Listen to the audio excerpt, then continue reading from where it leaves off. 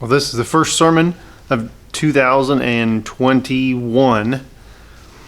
And if you're like me, you're going to write 2020 for the next month or 2 months and then have to scratch it out and write 2021 whenever you write a date down. It's okay, part of the process. But we're here to start the new year.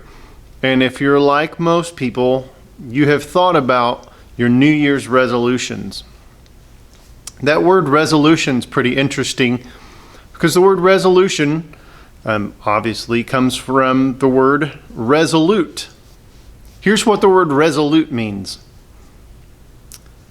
Admirably purposeful, determined, unwavering. That's what the word resolute means. So we make our New Year's resolutions and we are determined and unwavering until February. I think a better explanation for what we do during this process of December and the 1st of January, rather than calling them New Year's resolutions, we could call them New Year's efforts. We're going to put an effort into something and see how it pans out. Or New Year's, let's try it out and see what happens. Or New Year's, let's do it until we don't want to do it anymore. Maybe we could find something that goes beyond just the immediate or just the superficial or just the temporary. When we think about parts of our lives that we want to focus on and really add energy into or work at becoming more, maybe we could get beyond some of the issues that we normally look at.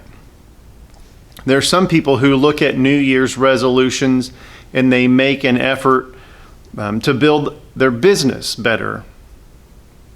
Maybe some people look at the new year as a time to determine or make an effort to spend less time at work. Maybe some people look at the new year and decide they're going to pay off their credit card or they're going to pay off their vehicle payment. Some people look at the new year and think they want to get more education or a certification in some area. Some people want to lose a certain amount of weight. Some people want to figure out how to have better relationships, maybe with their children. Maybe they want to figure out how to have better relationships with their spouse. Hopefully you just have one, sorry. When we look at the new year, we think about what we want to do to become a better us, to have a better appreciation maybe for ourselves. Because really, making New Year's resolutions are centered around the concept of respecting ourselves more, or feeling more comfortable or confident with the fact that who we are at the end of this coming year is more appreciated by me than the person I am right now. That's why we make New Year's resolutions, so we can appreciate ourselves more. So we can feel like we have become a more significant person in this past year than we were at the beginning of the year. Depending on who you are, you look at different areas of life and add emphasis to significance in those areas. Business, debt, weight, education. We pursue these things because we think they will make us more significant in our own eyes. Let's take a look at what Jesus has to say about pursuing areas of significance. And we're going to look at one of the most popular teachings about Jesus in this area. And the reason it's popular is because it's good. It's good teaching, good, solid, lasting teaching by Jesus. And we're going to be in Matthew chapter 5. We're going to read verses 13 through 16. And for some of you, as soon as I start reading this, you're going to go, oh yeah, I know this. And there'll be a temptation to tune out because you already know it. I'm pretty sure that I've heard this verse or these verses my entire life, and I will tell you that I still don't know them. I've heard them, and I can quote these verses from memory, but I still need to apply them to my life. So as we start reading these, don't tune out. Pay attention, and let's go together over the next few minutes and figure out how we can take our approach to this new year and have it based on biblical principle. Let's look at Matthew chapter 5. We're going to read verses 13 through 15. And I know I said I could quote it, but if you've ever been in front of a camera, you know you get nervous. So I'm going to read it to make sure I get it all right, okay? Matthew chapter 5, starting at verse 13. You are the salt of the earth, but if the salt loses its saltiness, how can it be made salty again? It's no longer good for anything except to be thrown out and trampled underfoot. I'm going to pause right there for a second to say that Jesus is giving a warning right here. He's saying who we are, and then he's giving a warning to his disciples. You are the salt of the earth. You're there to add flavor. Salt was there to provide flavor and to preserve. So if you stop doing what you were designed to do, here's the warning from Jesus. You will be thrown out and trampled underfoot. You'll no longer be useful. So he starts this teaching with a warning. So now that we've got the sad stuff or the stuff out of the way, let's move on. Verse 14 says, you are the light of the world. A town built on a hill cannot be hidden. Neither do people light a lamp and put it under a bowl. Instead, they put it on its stand, and it gives light to everyone in the house. In the same way, let your light shine before others, that they may see your good deeds and glorify your Father in heaven. Now, I started by saying this is one of those sections, a few verses that's so familiar to some of us that we just check out instantly. But as I have been looking at this over the last week, I think there's more to it than just, okay, be a light. There are three, it just tends to work out in threes. There's some way. Three is a good number for humans, I guess. But there are 3 steps to having this. The first is that we need to allow God to light our lives. We in ourselves are not inherently bright. We don't have this magnetic attraction or this bright light that just emanates from us from the time we're born. The light that God is talking about here is the light that we receive when He gives us new life. Some of us try to manufacture that by thinking, well, if I was just a better person, if I was just more positive, if I was just happier, if I could just whatever it is, if I could just build a better business, if I could just spend more time at home, if I could just lose weight. We feel like sometimes we have to be the source of this new me. And it's really important to remember that as we understand who God is and who He created us to be, we know that the light in our lives comes from Him. So the first thing we need to do is to understand that God is the light, and we need Him to give us life. So the first step is to let God become the light in our lives. And if you haven't done that, or if you are not living with the light of God in your life, the first thing you need to do is to stop right now and say, God, I commit my life to you, and I want you to be the Lord of my life. Make a commitment to serve God and ask Him to be your life. He's your source of life. So the first thing we do is let God be the light in our lives. The second thing that we do, we see from these verses, is that don't conceal what God is doing. That sounds obvious, but we usually conceal what God's doing. If we come to church and we thank God for doing something, well, we haven't been to church for a while, But remember when we did come to church? We would thank God for doing something here. But it gets a little more difficult when we get out around other people to have that same approach. Oh, I see that you're getting better. How'd that happen? Well, I took my vitamins and, I'm at church saying, thank the Lord for helping me get better. Thank the Lord for helping me work through this situation in life. Thank God for.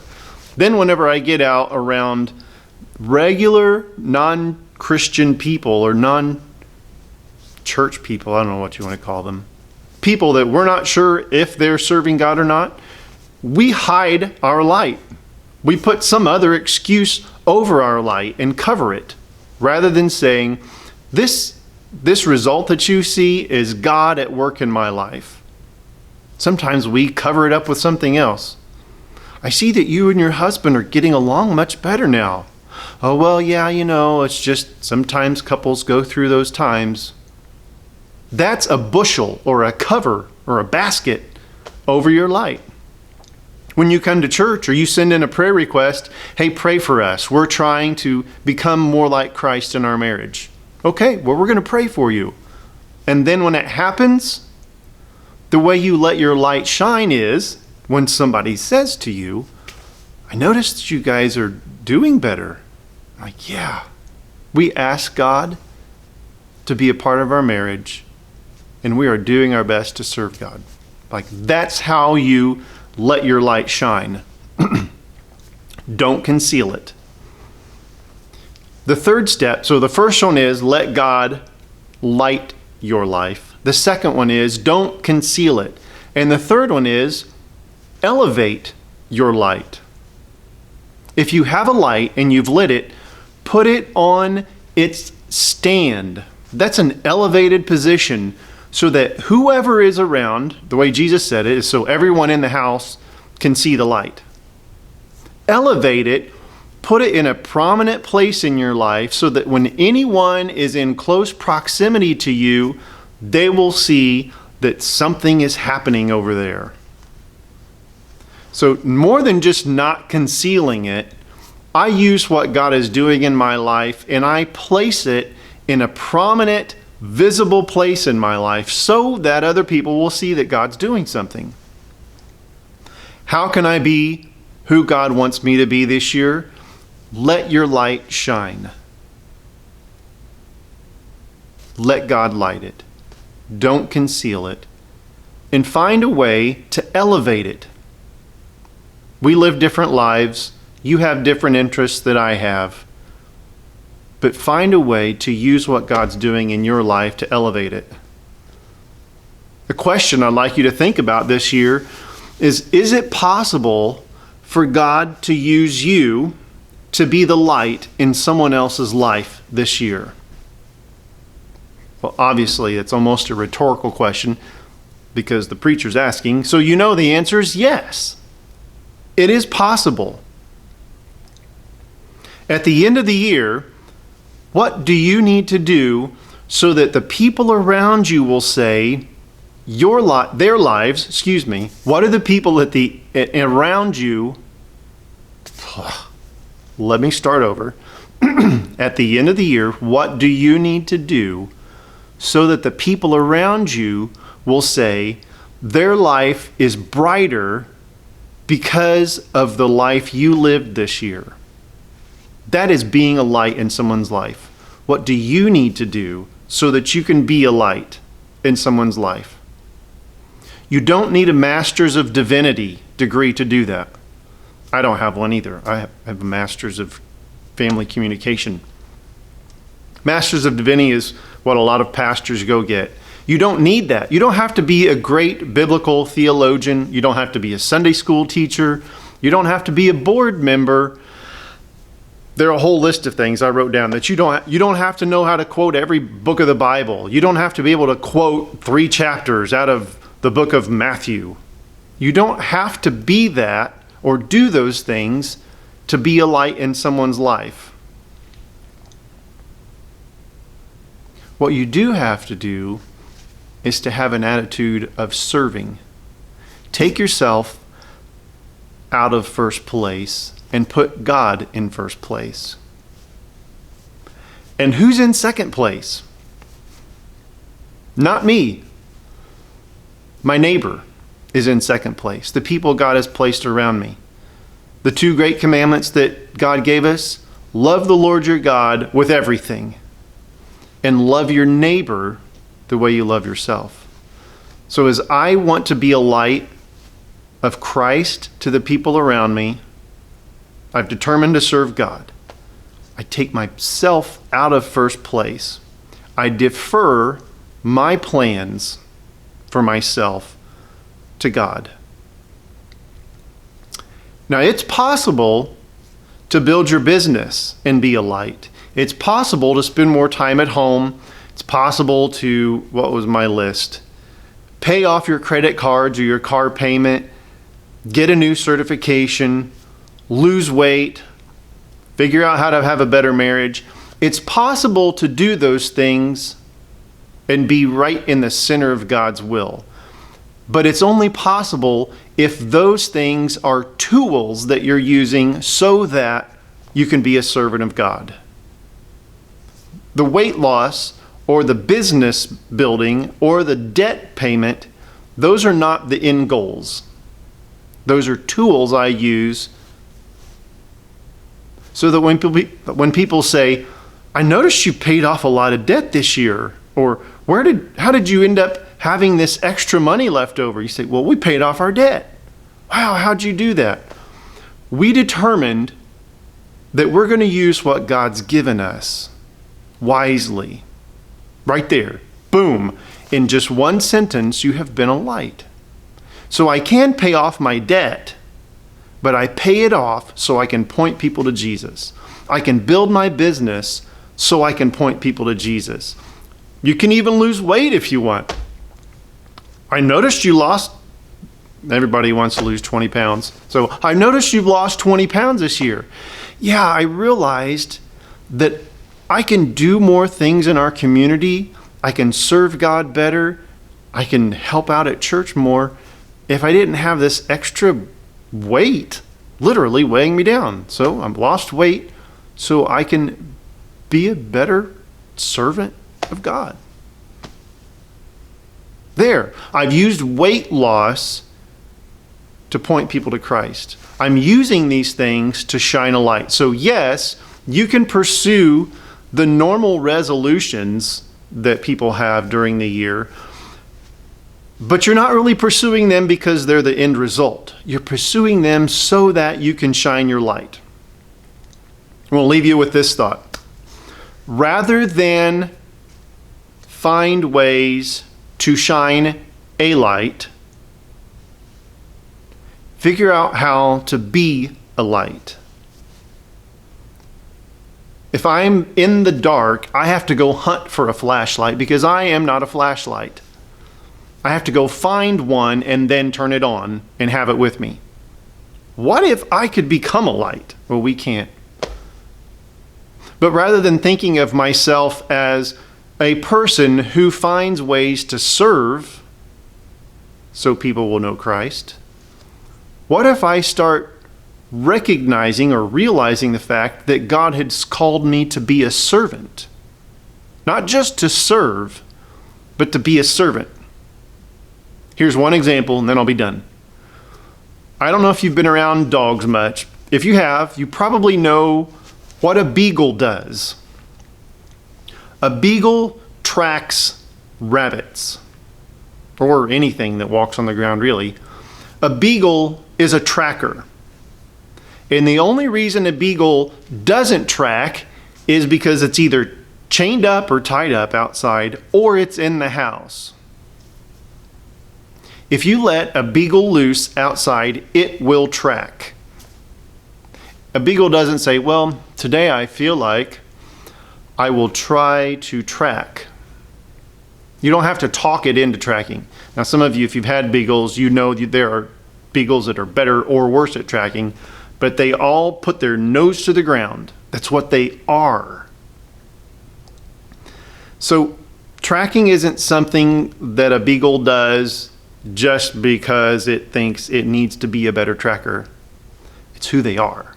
beagles are trackers. Silly example, but that's kind of how because I like dogs, that's how I think of myself. I'm not someone who finds ways to shine God's light from time to time. God has called me and He's given me the resources to be a light so that whenever I'm around other people, what they see is God at work in my life. If you want a resolution for this year, here's a good one. Be resolved to shine God's light to the people around you. Be resolved to take the basket off of your light and find the lampstand so that whoever is working around you or serving around you or volunteering around you will see God at work in your life. That's a good resolution to pursue. Here's some homework. We haven't chosen to worship or to not worship together. We're not worshiping right now together because we don't want people to get sick. And it didn't affect me very badly or Carissa very badly, but my mom and dad have a friend that's dying from it right now. So it's a real thing. But it's occurred to me, are we still the church? Do we do church or are we the church? So here's the homework assignment. How can we continue to be God's church even while we hold off on worshiping together in person on Sundays? How can we be the light? Not just shine a light on Sundays, but how can we as a church be the light? I hope you have a great week.